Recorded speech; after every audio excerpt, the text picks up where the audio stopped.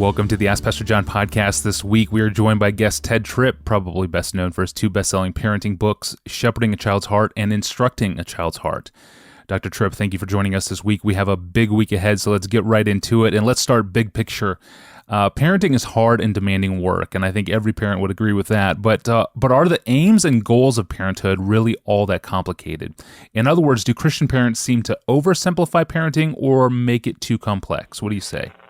Well, I think that, as you said, parenting is hard work, and it requires time and focus and intentionality, but I don't think that necessarily has to be terribly complicated either.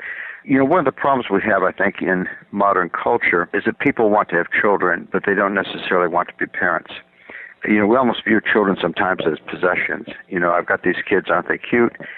Especially when they're real young, and everyone oohs and ahs over your children. But the calling of being a parent is really a full-time focus. It's got to be one of the primary things that you're involved in when you're raising children. So I think, Tony, that knowing God, modeling God's ways for our children is really the big picture idea. That I'm a Christian, and I love God, and I want to draw my children into that whole spiritual world of this wonderful God and love for Him and delight in Him, helping them to see and embrace the goodness of God's ways and the richness of God's truth. That's where I want to be going with my kids all the time. So, and I think, in the simplest terms, and kind of the overview that I want parents to take away from my work on parenting is that the goal is not just managing behavior. The goal is really shepherding the heart. The goal is nurture, so that my responsibility as a parent is not just to control, to constrain, to limit the range of choices, to manage this kid so that he jumps through my hoops and does the things that I would like him to do. Because I think a lot of parents end up with no more profound focus than that, even Christian parents. But I want to be shepherding his heart. I want him to understand that the heart is the wellspring of life. It's Proverbs 4:23. Above all else, guard your heart, for it's the wellspring of life. All the choices and desires and purposes of the person are bound up inside. And we make choices and make decisions based on what is attractive and important to us. All the way through raising kids, that's what I want to do. Now, the way you do it is going to be very different with a 2-year-old than with a teenager. Because a 2-year-old's not going to be self-conscious about motivation. I can't ask him about his heart. He doesn't even understand. He lacks the vocabulary, the insight, the understanding, the facility with ideas to even interact with that question.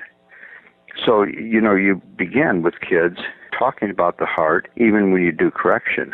So a little child, knocks over his sister and takes her toy. I want to correct that behavior. Honey, no, you may not do that. Your sister was playing with that. We're going to give that back to her.